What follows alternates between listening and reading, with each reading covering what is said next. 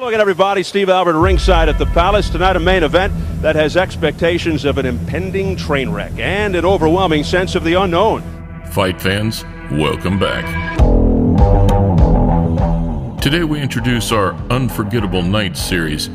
Features where we look at some of the most bizarre, some of the most spectacular, and some of the most notorious nights that the sport has ever seen. He's crying in his corner. I've never seen anything like this. Where better to start than a night labeled The Showdown in Motown, a collision between two dangerous, unstable, yet incredibly talented heavyweights.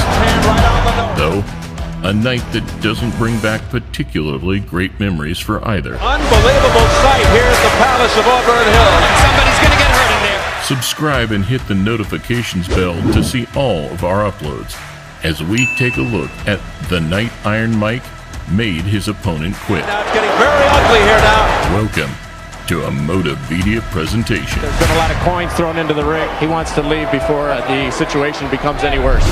What happened here? He got bit, I think. Evander Holyfield, look out, he's pushed right here. I can't believe what I'm seeing. Well, first he had a parachute drop on him, now he had a heavyweight bind him. I'm beginning more and more to believe Tyson is a confused individual. 3 years had passed since the infamous Holyfield bouts at the MGM. The largest fine in the history of sports. Can he regroup after those two devastating losses? Though, after serving a 15-month ban for his actions, Tyson hit the ground running. Making his long-awaited return to the ring.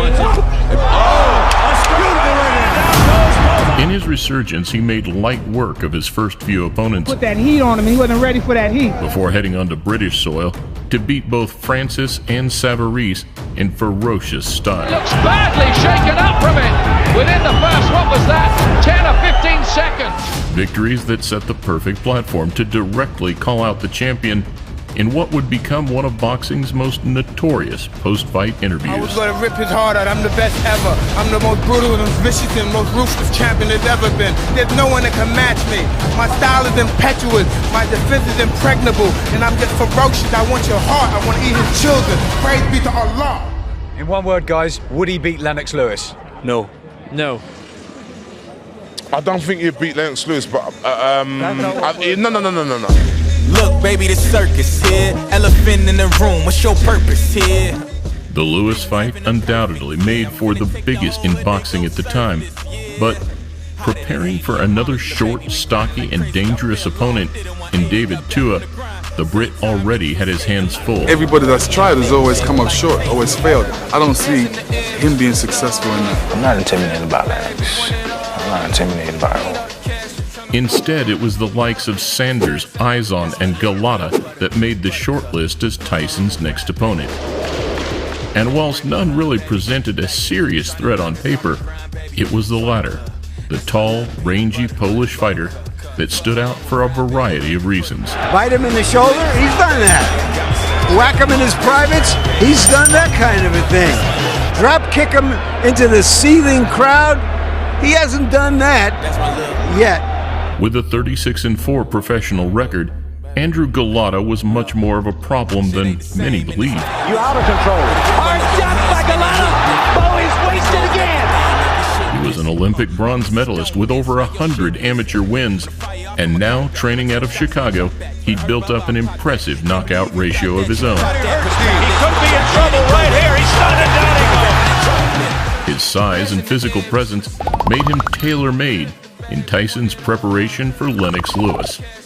Though it was the same stature and rough-and-tumble style that had previously given Mike problems. That was 3 consecutive left hooks thrown by Tony Tucker. You don't see that from a big man.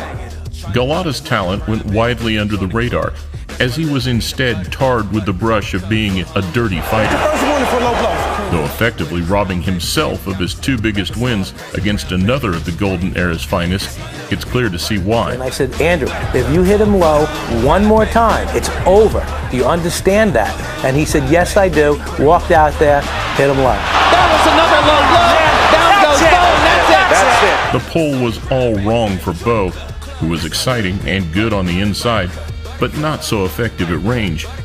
And so, the success with his hand speed and combinations before he threw it away was something he hoped to replicate against Tyson. Yes, Bobby, how good could Andrew Golota be? You know, Steve, if he plays by the rules, he could have, maybe even should have had a world championship already.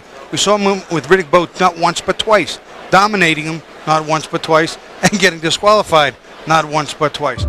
Tyson's quest to once again be king of the heavyweights has taken him to the Palace here at Auburn Hills. In need of a credible opponent, Tyson asked for Andrew Golota, and Friday night he'll get his wish. I want to play. Yeah, bring Andrew Golota on. That they can keep their title. I don't want their title. I want to strip them of their health. The public were under no illusions. Mike was far removed from his devastating best and had a lot going on in his personal life. The Don King got me involved with, but I'm just trying to get out this debt. Did you ever steal from Mike Tyson? Never. Never steal from anyone. It's painful because I love the guy. Ali made him, I subtained him, and now I'm going to break him. But with his speed and power, he remained a huge, huge threat. You're going to knock the lot out! I'm knocking Cole out! And his name still drew an audience like no other in the sport. All the time in prison, I always ran these guys. They were tough. When they were in, they ain't tough. When they get confronted, they ain't tough. When I bring that pain to them, they ain't tough. Two fighters took care of formalities at the weigh-in. Tyson was 222, Golota 240. And while he admitted to me that he's always afraid before his fights, Golota vows not to be intimidated by Tyson. However, after the ear bite incident and Tyson's bout against Norris being declared a no contest after a late blow, it was the controversy factor and the what-ifs that made this one exciting. I wish your mother hit me low. I wish he'd do that. I didn't come to this town to lose. Yeah, I'm grown enough, to step in the ring and win this guy. Physically, I never felt better.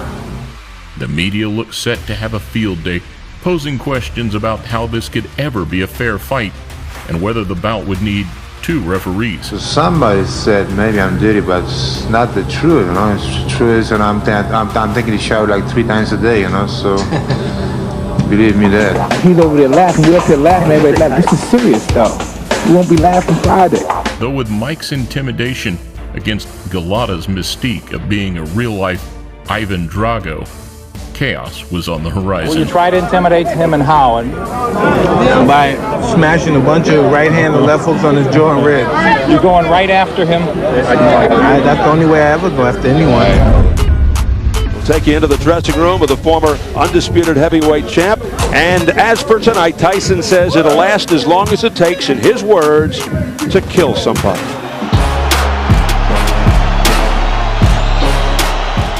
In some of his post-fight interviews in the coming years, Tyson claimed the fire and bad intentions had gone. I don't have that ferocity. I'm not an animal anymore. Fortunately for the fans on this night, that wasn't the case. Time heavyweight champion. Likewise, Golota might have been looking for a clean fight to clear his name. This certainly wouldn't be the case either. The hard-hitting Andrew Golota. Okay, gentlemen, let's do it right. Touch him up. May the best man. 21 of Tyson's 42 knockouts in the first round. Golota, stand-up boxer, big right hand, deliberate yet busy, looks to wear you down, but can he keep his composure under pressure? Here we go. The first round caught fire as both men started aggressively. Mike applied pressure, whilst Golota used his jab and height to ride out the onslaught. Straight right, followed by a left by Golota, and then a right uppercut, blocked by Tyson. Not working his way and needs to stuff that big jab. Hard break. Though, after being separated in the closing 30 seconds, Tyson landed a trademark overhand right.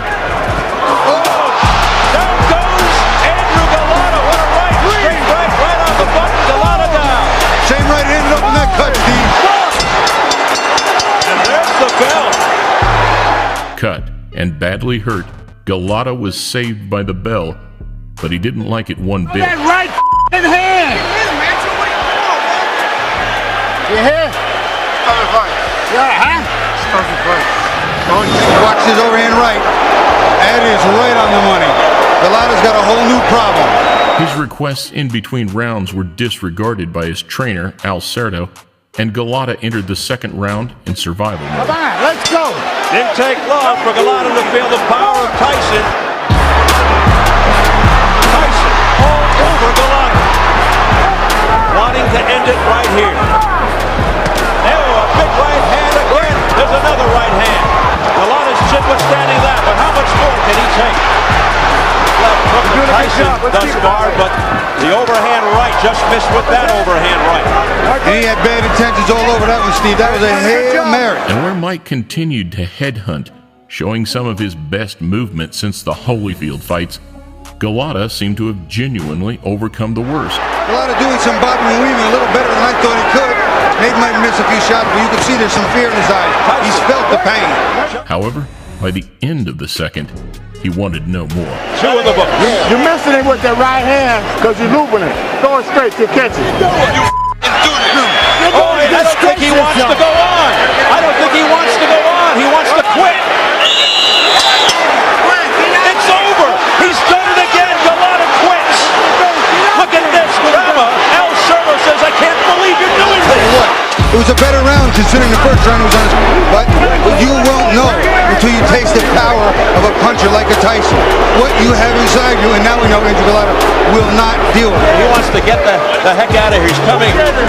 People are throwing things at him.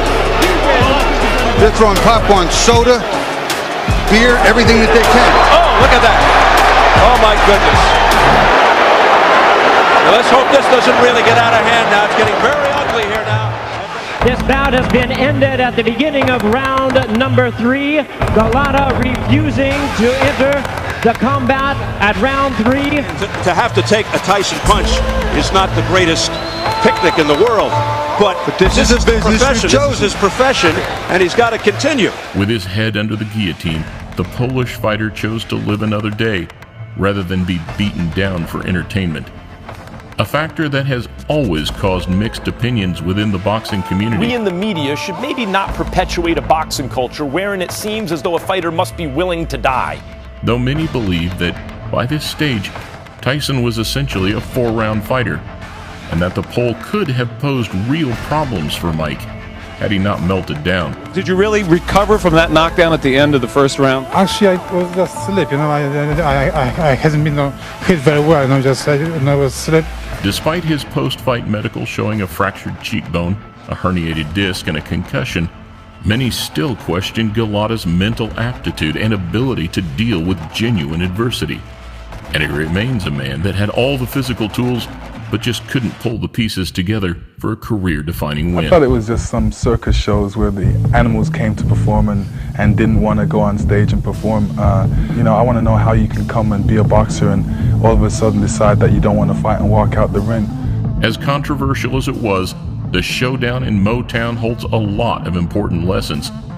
It serves as an accurate summary of Tyson's appeal, Golota's flaws, and the sport's imperfections. I don't care what you call it, but that was sheer cowardice on the part of Andrew Golota. In terms of legacy, this was arguably Mike's last good performance.